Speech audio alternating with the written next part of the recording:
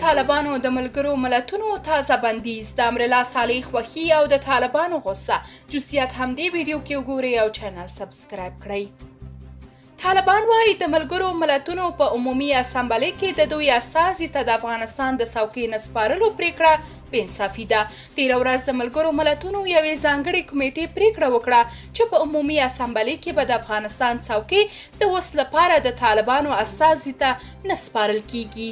دا په دې معنا ده چې د افغانستان د پرځول شوي حکومت استازی غلام اسحاقزی به د اوس لپاره ملګرو ملتونو کې د افغانستان څوکۍ ساتي.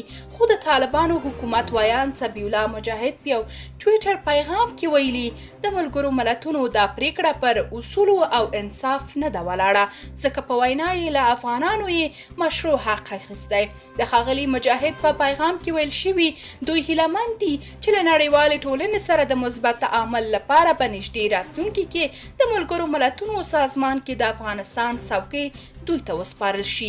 بل لوري د مخکني افغان ولسمشر لومړی مرستیال امرالله صالح د ملګرو ملتونو دا پریکړه ستایلې ده.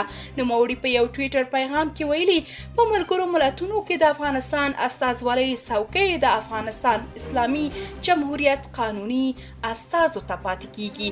موږ د اعتبار ورکولو ځانګړې کمیټې دا پریکړه ستایو، هرکلی یې کوو او دا د افغانستان د ډیرو زخمونو ټکورولو پر لور یو ګام بولو. صالح ویلي هغه ډله چې د پاکستان په ملاتړ په زوره پر افغانانو واکمن کړل شوی هیڅکله د افغانستان د خلکو استازیتوب نشي کولای. د یادونې ده چې وسلوالو طالبانو 13 اګست میاشت کې واک ته له رسېدو وروسته د خپل سیاسي دفتر پخوانی ویان سهیل شاهین ملګرو ملتونو کې د خپل استازي په توګه نومولی و. خو تېره ورځ چهارشنبه د ملګرو ملتونو یوې ځانګړې کمیټې پریکړه وکړه چې په عمومي اسامبلې کې د افغانستان څوکۍ د اوس لپاره افغان طالبانو ته نه ورکول کیږي. په دې ځانګړې کمیټه کې د امریکا، روسیې، چین، سویډن، بهماس، بوټان، چیلي، نیمبیا او سیریلیون هیوادونو استازي شامل وو.